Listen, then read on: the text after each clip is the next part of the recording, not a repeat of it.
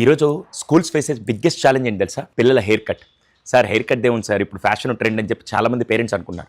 మొన్న ఒక స్కూల్లో క్లాస్ అయిపోయి ప్రిన్సిపల్ ఛాంబర్లో వెయిట్ చేస్తుంటే ఆఫీస్ రూమ్లో చిన్న ఆర్గ్యుమెంట్ జరుగుతుంది.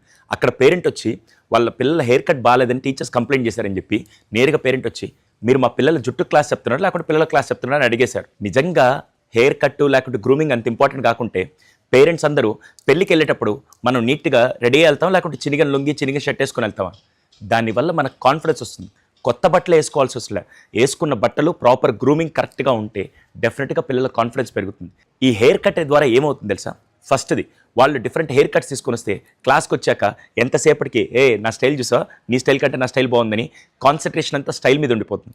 సెకండ్ది rich, poor, middle, trendy, fashion ఇవన్నీ లేకుండా సింపుల్గా ఉండడానికి హెయిర్ కట్ కూడా చాలా ఇంపార్టెంట్.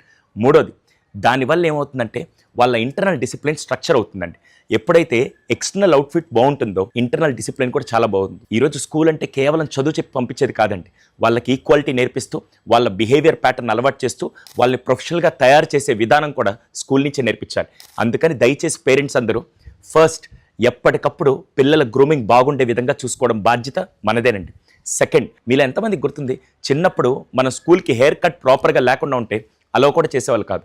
అంతెందుకు, నేను 2 సంవత్సరాలు క్యాన్సర్ పేషెంట్స్ కోసం జుట్టు పెంచి ఆఖరికి స్కూల్కి వెళ్ళేటప్పుడల్లా నాకే ఒక నామోషి కనిపించి నేను ప్రతి దగ్గర వీడియోస్లో కానీ ప్రతి దగ్గర పెట్టేవాడిని.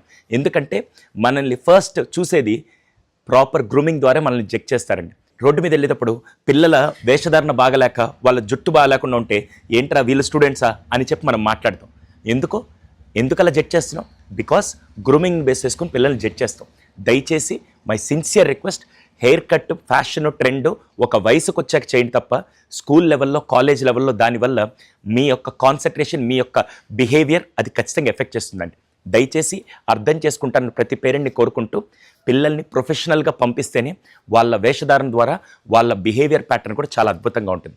వీలైనంత మంది పేరెంట్స్కి స్కూల్కి షేర్ చేసి వాళ్ళ లైఫ్లో ఒక వాల్యూ అడిషన్ మాత్రం చేయండి. Thank you.